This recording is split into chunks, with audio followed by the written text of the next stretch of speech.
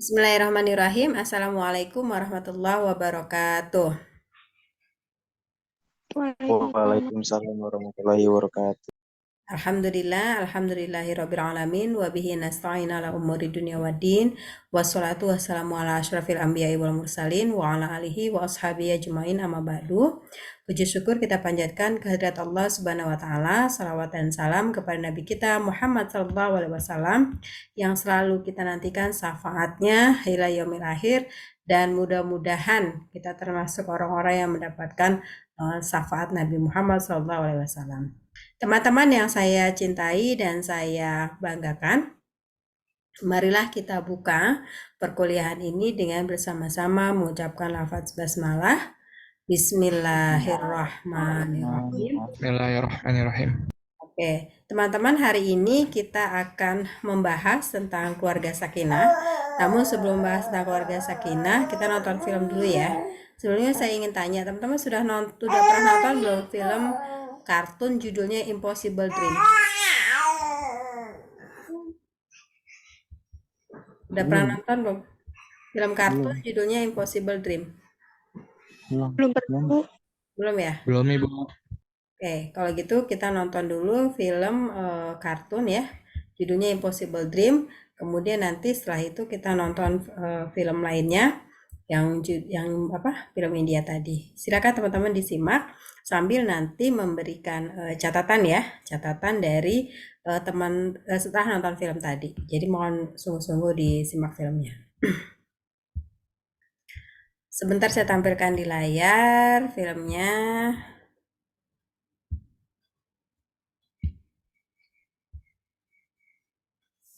Belum muncul ya? Belum, Bu.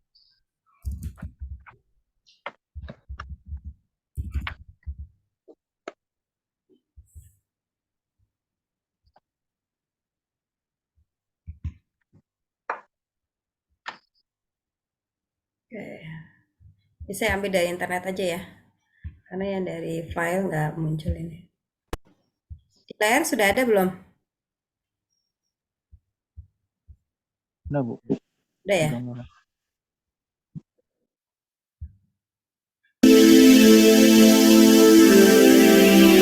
Kelihatan ya? Kelihatan, Bu.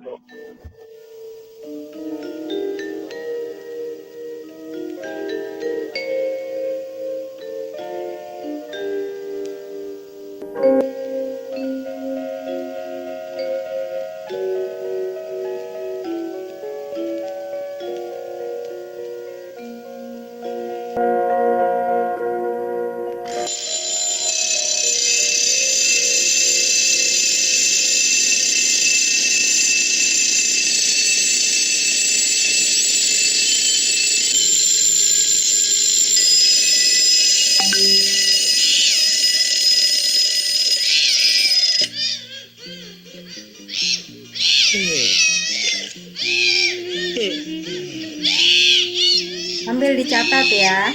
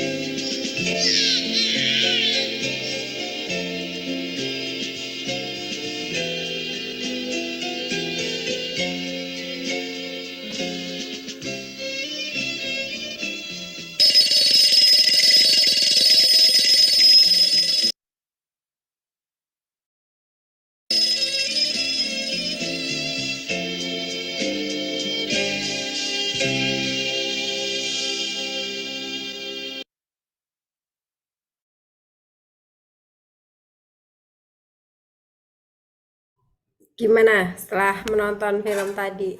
Apa yang bisa teman-teman lihat dan bandingkan?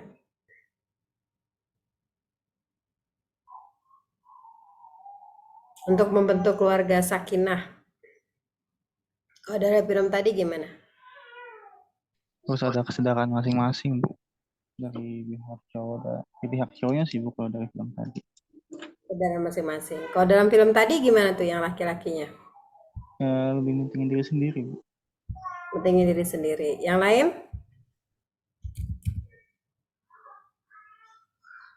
Yang lain gimana?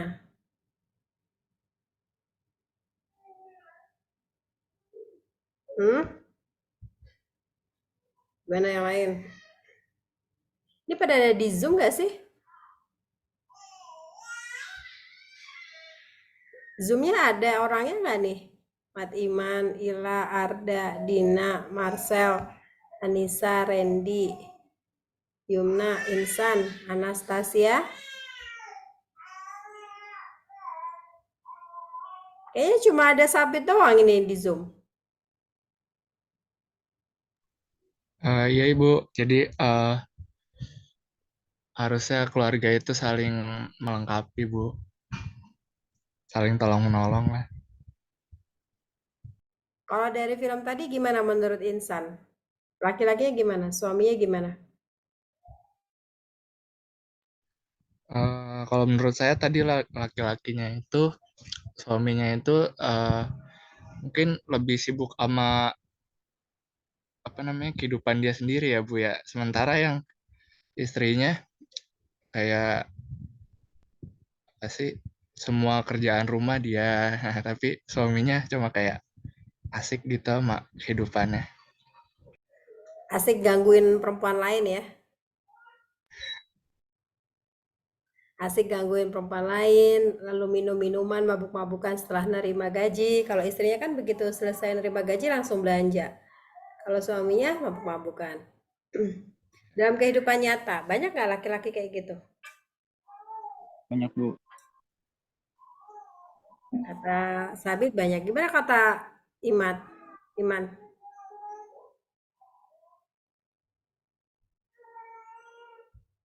Ini nggak ada orang nih di Zoom nih.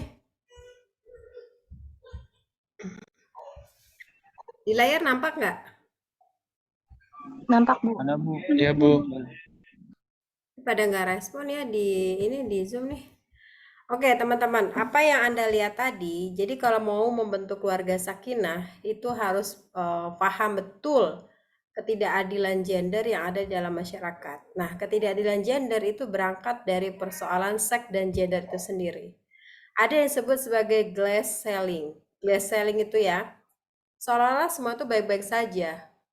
Perempuan sudah ada yang jadi pejabat, perempuan sudah ada yang jadi presiden, soalnya baik-baik saja, aman dunia. Padahal sebenarnya ada bias gender di dalamnya.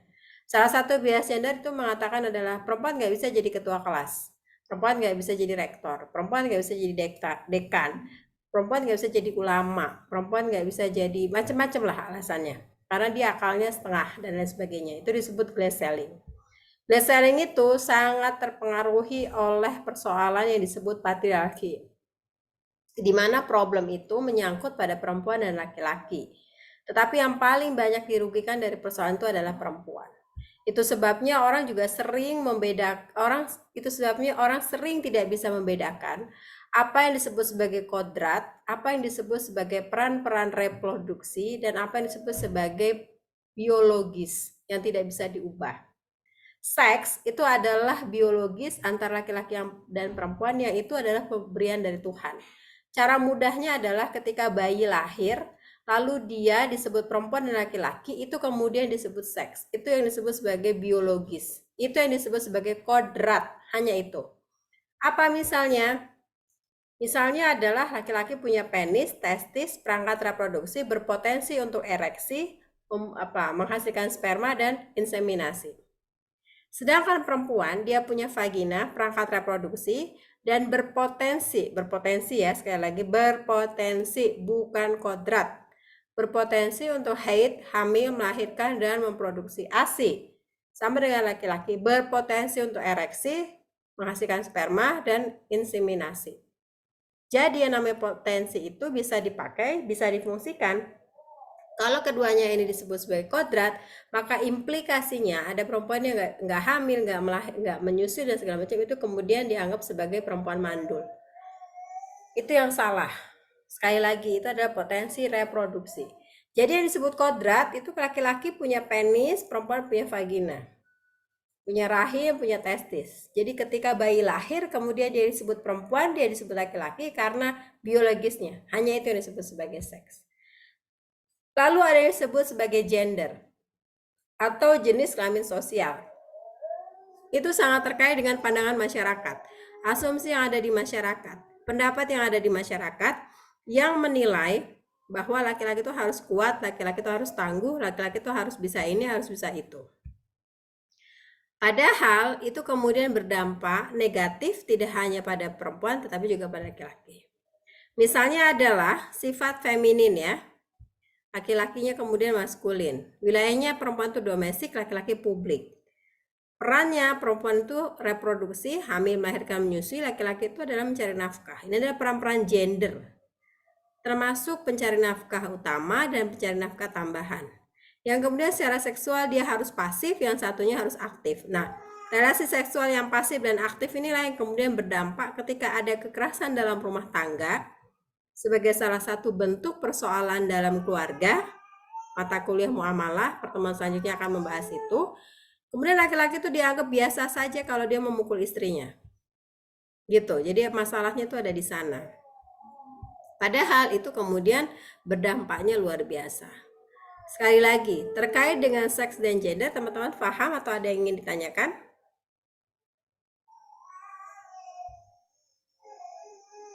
Jelas?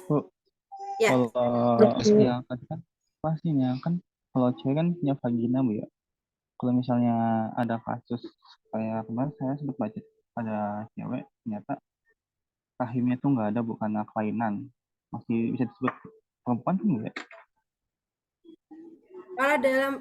Kalau dalam fikih dia disebut laki-laki atau perempuan itu dilihat dari alat reproduksi mana yang paling berfungsi. Jadi misalnya dalam kelamin ini ada dua, ada penis, ada vagina. Yang paling berfungsi yang mana? Misalnya selain dia punya penis, vagina, dia juga punya rahim. Maka kemudian dokter memutuskan dia menjadi perempuan. Walaupun itu kemudian banyak kritik di tingkat internasional. Karena harusnya keputusan menjadi perempuan atau menjadi laki-laki adalah kepada anak itu ketika dia besar, bukan ketika dia bayi. Begitu. Itu yang pertama. Yang kedua, kalau dari alat reproduksinya tidak berfungsi, tetapi dia punya, misalnya dia punya penis nih, tapi dia tidak bisa ereksi, misalnya begitu. Nah itu terapinya adalah terapi hormonal dari dokter. Dia punya vagina nih, tetapi kemudian vaginanya tidak bisa berlubang sehingga mempersulit ketika dia menstruasi, maka tuh harus ada tindakan medis. Gitu. Jadi ada yang disebut sebagai tindakan medis. Sampai sini paham? Paham, Bu. Oke, teman-teman yang lain ada pertanyaan? Belum, Bu. Belum, Bu. Oke, jelas ya? Jelas, Bu. Oke, nanti dari film tadi dan penjelasan tentang seks dan gender, tugasnya adalah apa bentuk-bentuk ketidakadilan gender yang ada dalam film tadi. Apa bentuk-bentuk ketidakadilan gender yang ada dalam film tadi? Bentuk-bentuk ketidakadilan gender itu, teman-teman, itu ada banyak, ya. Ada 7. Ini adalah bentuk-bentuk ketidakadilan gender. Kaitkan dengan film tadi. Jangan sampai salah. Yang pertama, marginalisasi atau peminggiran pemiskinan terhadap perempuan dalam hal ekonomi dan politik. Ini ada di film tadi.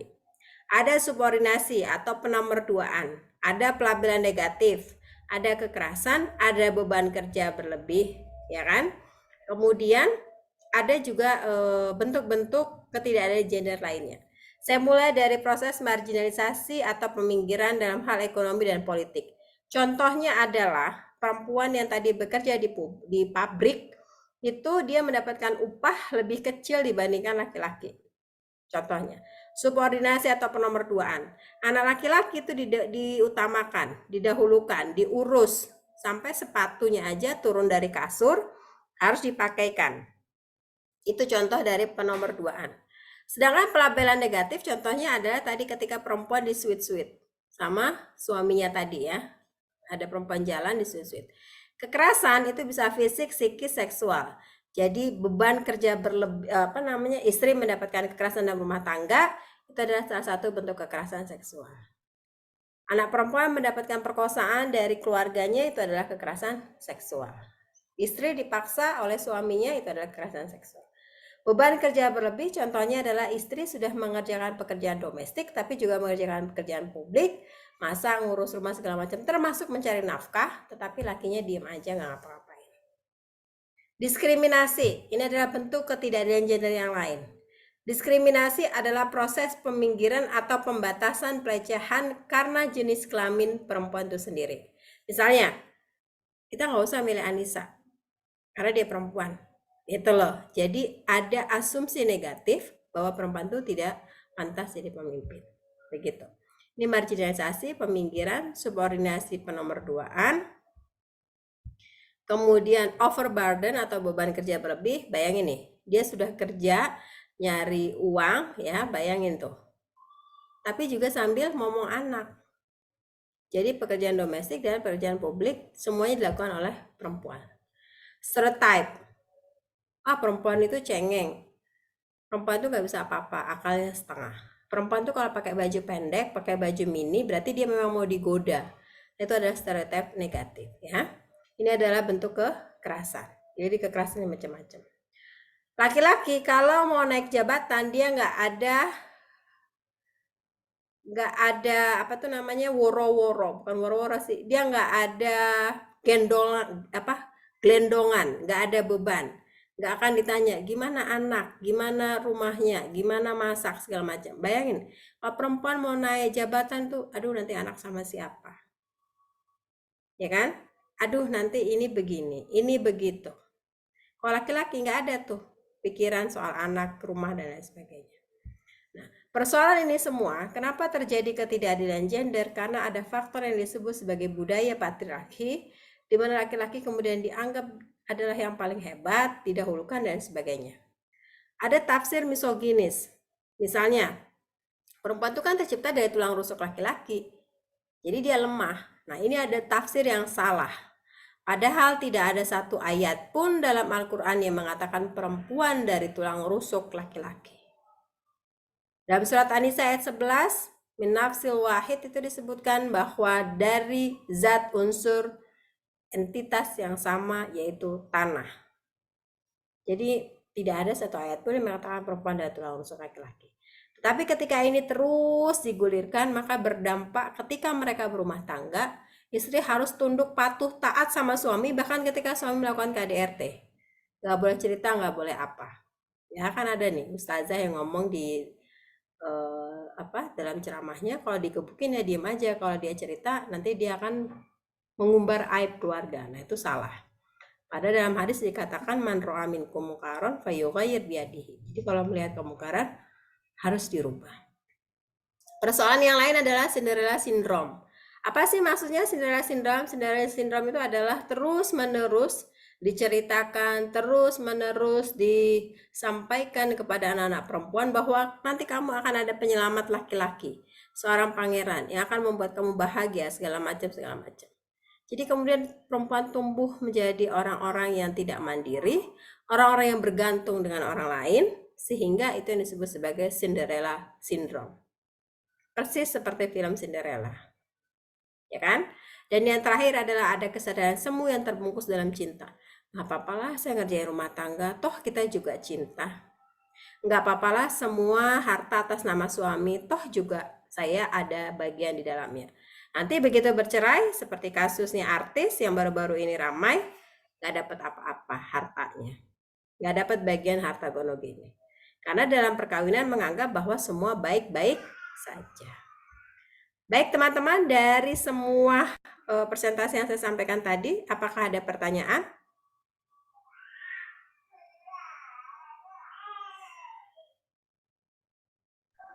Saya belum, Bu. Oke, yang lain? Cukup, Bu. Belum, Bu. Oke, kalau cukup kita sudahi perkuliahan ini dengan bersama-sama mengucapkan lafaz hamdalah. Namun sebelum itu saya meminta teman-teman membuat tugas apa bentuk-bentuk ketidakadilan gender yang ada dalam film tadi lengkap dengan contohnya, begitu.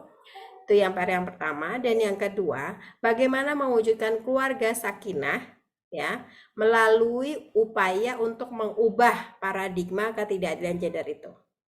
Jadi PR-nya ada 2. Ya, ada pertanyaan? Pas Zoom-nya mau habis nih. Izin, Bu, untuk tugasnya diketik atau ditulis tangan? Tugasnya diketik ya. Nanti dikirim. Baik, Ibu.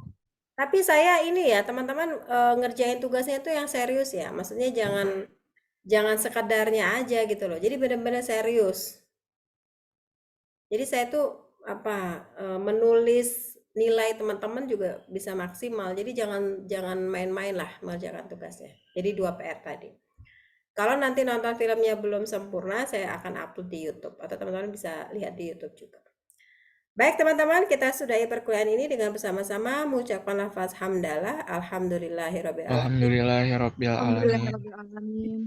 Bila Terima kasih, Bu. Astabiqul khairat. Wassalamualaikum warahmatullahi wabarakatuh. Waalaikumsalam warahmatullahi wabarakatuh. Waalaikumsalam warahmatullahi wabarakatuh. Terima kasih ya, Bu.